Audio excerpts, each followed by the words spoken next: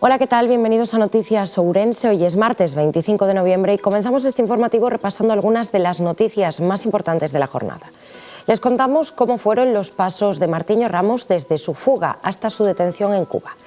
Por otra parte, instituciones y concellos conmemoraron hoy el Día Internacional para la Erradicación de la Violencia de Género. Y además, Ángeles Vázquez visitó Bermello para mostrar el nuevo etiquetaje de tablets y móviles. Comenzamos.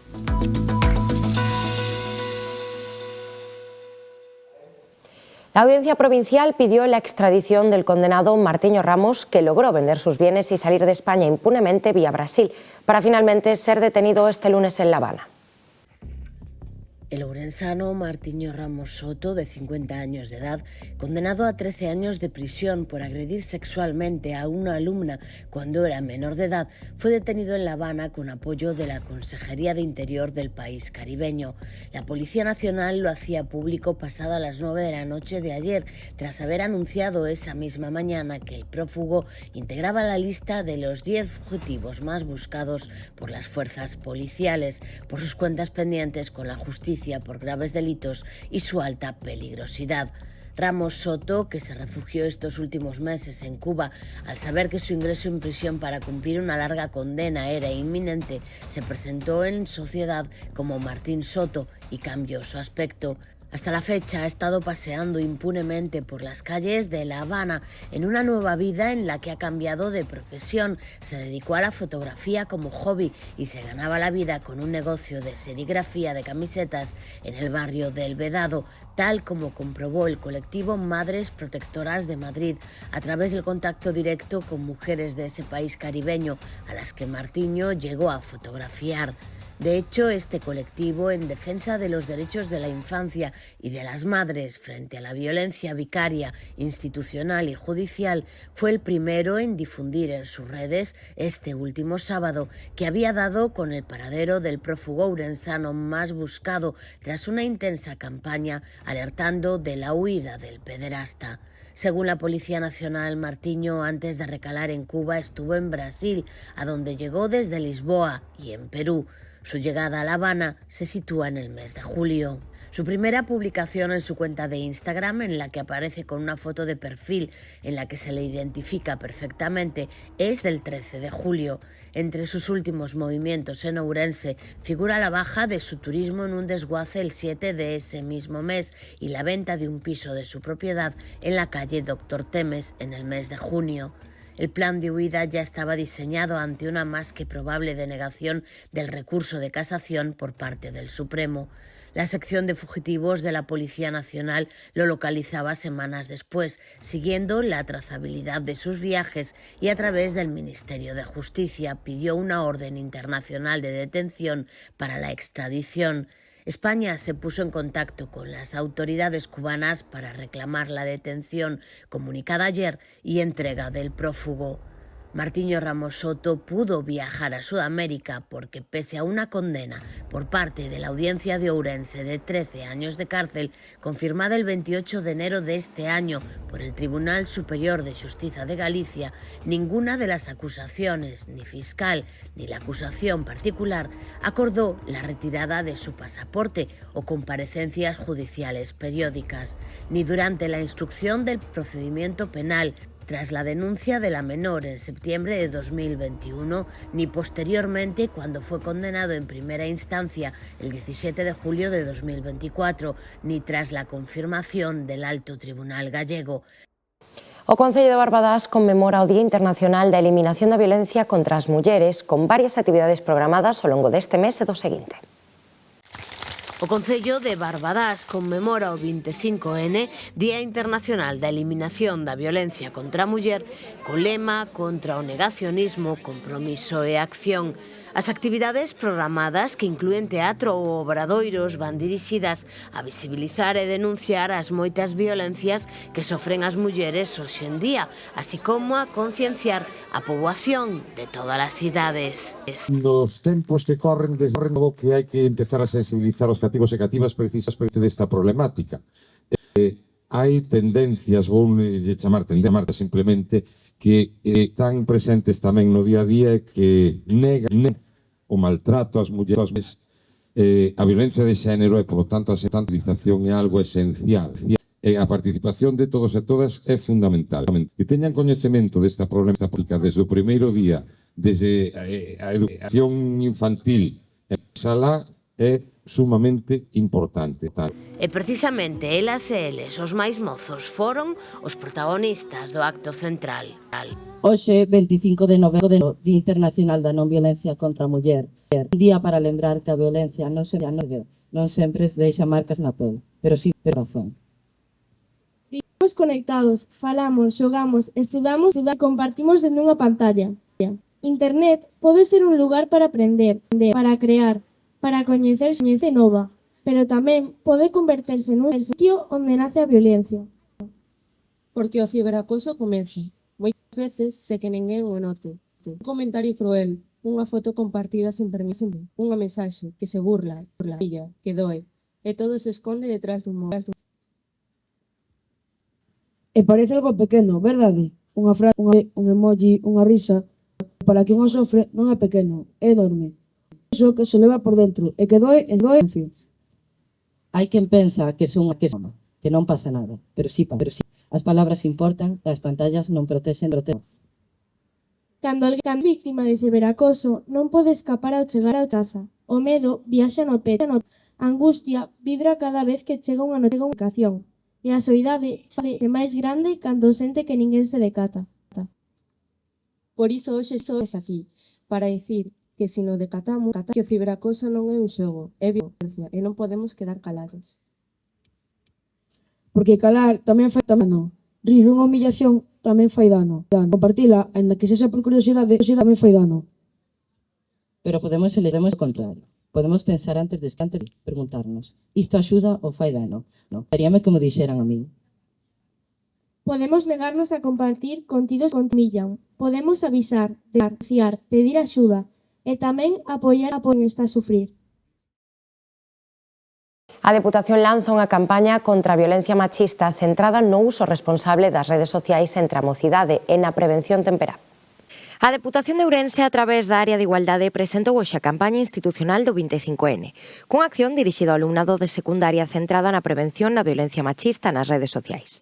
Creo sinceramente que así é e temos todos a obriga de facelo viral porque é realmente un exemplo, un claro exemplo do que non se debe facer e de que como se debe actuar. Cifra, 38 mulleres mortas no que vai de ano e ainda non acabou o ano, por desgraza, e seguro que non acabaron estes feitos. Pero fronte a eso hai unha violencia cambiante, unha violencia que o mellor diminúe en agresións físicas, igual non hai tantas como hai anos porque a sociedade cambiou e, por sorte, as mulleres non tolerades, como non pode ser de outro xeito, conductas que hai anos se podían tolerar.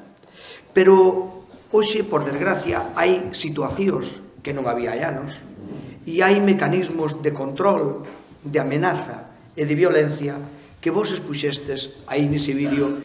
A actividade tivo lugar no Colexio Sagrado Corazón de Celanova, onde foi proxectado o vídeo creado especificamente para esta edición, baixo o título O machismo, a story que non se debería viralizar. Esperamos que dende a nosa escola sigamos cultivando a semente do respeto e da igualdade, para que ninguén teña que vivir con medo e para que a violencia machista sexa algún día só un recordo do pasado.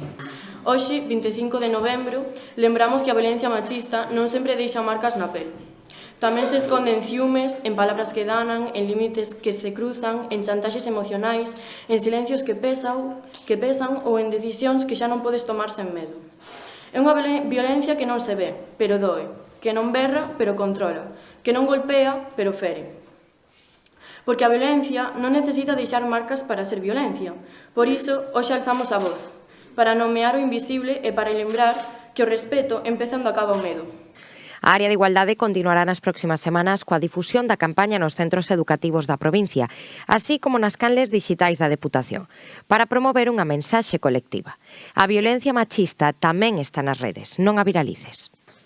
Somos moi conscientes de que a mellor ferramenta contra a violencia de xénero é a formación en igualdade de voz das novas xeracións que conformaredes a sociedade do futuro. Neste vídeo, neste fermoso traballo, fostes quen de deixar moi claro as diferentes alertas amarelas e vermellas que con tanta frecuencia se viralizan nas redes e que, sin dúbida, servirá de guía para evitar comportamentos tóxicos de control, acoso, en definitiva, de violencia machista. Tamén o Partido Popular de Ourense se uniu aos actos deste 25N dende a Rúa do Paseo. O Partido Popular de Ourense conmemorou na Rúa do Paseo 25N, lanzando unha mensaxe de esperanza e apoio ás mulleres vítimas da violencia machista. O acto, organizado desde a Vicesecretaría de Igualdade do partido, reivindicou o compromiso do Partido Popular na loita contra a eliminación da violencia de xénero. Nesta ocasión, o Partido Popular instalaba unha árbore fronte ao antigo Banco de España para que a xente que pasara pola rúa se unira a este manifesto pegando as súas mensaxes de apoio ás víctimas nesta árbore da vida que simboliza o futuro. Con motivo do Día Internacional para a Eliminación da Violencia contra as Mulleres, as Facultades de Dereito, de Ciencias Empresariais e Turismo do campus de Ourense organizaron unha conversa aberta para reflexionar sobre o papel das institucións e da sociedade na loita contra a violencia de xénero. As Facultades de Dereito, de Ciencias Empresariais e Turismo de Ourense celebraron unha conversa aberta para reflexionar sobre o papel das institucións e da sociedade na loita contra a violencia de xénero. Interviron Yolanda Rodríguez, directora da Unidade de Igualdade da Universidade de Vigo, que falou sobre políticas e estrategias da institución académica para a igualdade real. Carlos Vázquez, xefe do Grupo de Unidade de Atención á Familia e á Muller, que interviu sobre protección, acompañamento e prevención na intervención policial en casos de violencia de xénero. E Julián Pardinas, xefe da Unidade de Violencia contra as Mulleres de Ourense. O Festival Voces Femininas celebrarase este venres 28 de novembro. O Teatro Principal acollerá o vindeiro 28 de novembro o Festival Voces Femininas, un certame que leva 18 edicións apostando por música de calidade feita por mulleres. Artistas que pueden tener gran pergamento en sus países de origen, pero por lo que sea en el nuestro, quiero decir, me sale en mainstream, en la música comercial que se pone en cualquier radio cuando la enciendes, esa música llega al ciudadano. Y entonces es así, es siempre nuestra idea, traer artistas de primer nivel, unas con gran predicamento en sus países de origen, pero que por lo que sea en España pasan más desapercibidas. É un luxo para nós como institución, para a Deputación Provincial de Ourense, como institución da que depende este Teatro Principal, pois é un auténtico privilexio poder contar cunha proposta artística destas características e seguir ano pois reforzando e consolidando esa relación, non, entre coproduccións e a Deputación de Ourense e o teatro, esa relación que nos permite pois ser referente a nivel galego en este tipo de propostas. Esta será a edición número 18 e no cartel estarán Catherine Pridi, Laza e Raposa. Una de las cosas de las que estamos especialmente orgullosos, lo pudimos hacer el año pasado y lo volvemos a hacer este año. No es porque este año pasado y este año que queramos siempre, y es tener una artista gallega. A veces algún patrocinador se descolgó porque no programamos artistas gallegas. A ver, como ponemos el foco en la calidad, tiene que haber algún artista gallego que cumpla los requisitos para poder entrar en el cartel. El año pasado fue Sani y este año son Raposa. A Xunta valora nova etiquetaxe de móviles e tablets como ferramenta clave para avanzar cara a un consumo responsable que reduza os residuos. A conselleira de Medio Ambiente e Cambio Climático, Ángeles Vázquez, valorou hoxe a nova etiquetaxe de teléfonos móviles e tablets como ferramenta clave para avanzar cara a un consumo responsable e a reducción de residuos nunha visita á nova tenda de Bermello na Estrada do Pino. Que é das primeiras tendas que xa ten absolutamente todo codificado coas novas etiquetaxes, de maneira que pois, calquer persona que se achegue pode coñecer de primeira man en móviles ou en tablets pois a eficiencia enerxética, si teñen pezas para reparar e durante canto tempo, e a partir de aí, pois o cliente decidir. Esta é unha semana moi importante para nós, para Galicia, para o cuidado do medio ambiente, porque é a semana onde pensamos nos residuos. A nova etiquetaxe obrigatoria na Unión Europea en vigor dende o pasado mes de xuño inclúe datos sobre a durabilidade e reparabilidade dos dispositivos, así como sobre as súas características técnicas, que permiten comparar diferentes modelos segundo criterios ambientais.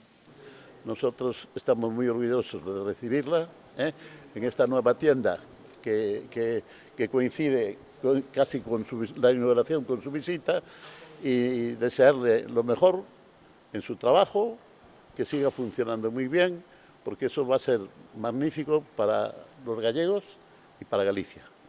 Y aquí estamos a su entera y completa disposición. Compre lembrar que tanto para os residuos de orixe doméstica como para os profesionais, os lugares habilitados para a súa entrega son os puntos limpos, os establecementos de distribución de AEE e a rede de produtores. Ochoa convértese no primeiro hospital galego en aplicar un innovador sistema na cirurxía de tiroides. Esta nova técnica aplicarase a todas as intervencións e poderá aplicarse en intervencións oncolóxicas nas que se precise asegurar a viabilidade vascular. A Unidade de Cirurxía Endocrina Cervical do Hospital Universitario de Ourense ven de converterse na primeira de Galicia en empregar un innovador sistema que facilita a visualización das pequenas glándulas paratiroideas e os vasos que as irrigan, axudando o ciruxán a localizar e preservar estas estruturas, evitando así o seu dano accidental, un dos principais riscos da cirurxía tiroidea. Creemos que la unidad de cirugía endocrina cervical con esto va a ser una de las mejores de Galicia y una de las con más adelantos técnicos de todo el Estado español. Un cirujano endocrino cervical con este tipo de máquina va a ver dos cosas. Por una parte, la autofluorescencia natural de los órganos, es decir, en este caso de las paratiroides, y luego si inyectamos un colorante que se llama verde indocianina, nos va a permitir localizar y ver la vascularización de este órgano, en este caso de la paratiroides, para ver o bien si está sin sangre, trasplantarla al músculo esternocleidomastoideo, y bien si está con sangre, una vez que está localizada, pues dejarla en el campo quirúrgico. Esto, como decía antes, nos evita el tener que hacer un montón de análisis que hacemos en el posoperatorio de los pacientes y preservar las glándulas para evitar una de las complicaciones de las tiroidectomías, que son as hipocalcemias. A cirurxía de tiroides é relativamente frecuente e é unha das intervencións endocrinas máis comuns. En Ourense realizáronse o ano pasado 155 intervencións, aproximadamente a metade por sospeita de malignidade. O novo equipo empregarase a todas as cirurxías de tiroides, formando parte xa das medidas habituais de seguridade, como as que desde hai anos se aplican para limitar riscos de danos ás cordas vogais ou hemorraxia. A Sesou recibiu a visita do presidente da Federación Española de Deportes de Montaña e Escalada. O presidente da Federación Española de Deportes de Montaña e Escalada, Bernat Clarella Viargue, visitaba Ourense, acompañado polo presidente do Clube Asociación de Escaladores Ourensáns, a Sesou, Alfonso Boc Villalba. A súa visita serviu para lembrar unha bella reivindicación, un novo rocódromo que dé servizo a todas e todos aqueles deportistas que practican esta disciplina.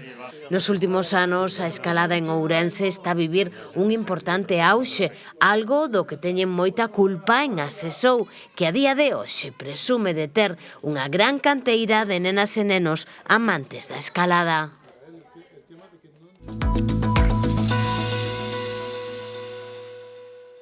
Pues esto ha sido todo por hoy. Muchas gracias por acompañarnos. Que pasen una buena noche. Nos vemos mañana a la misma hora. Adiós.